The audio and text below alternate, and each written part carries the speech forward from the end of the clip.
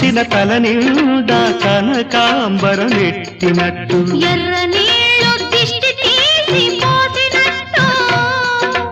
ఎర్ర నీళ్ళు దిష్టి తీసి పోసినట్టు కర్పూరం హారతి ఇచ్చినట్టు ఆకాశం ఎందుకో పచ్చబడ్డది ఆ నడుమ బొట్టేమో ఎర్రబడ్డది వీచే గాలుల తాకిడి సాగే గువ్వల అలజడి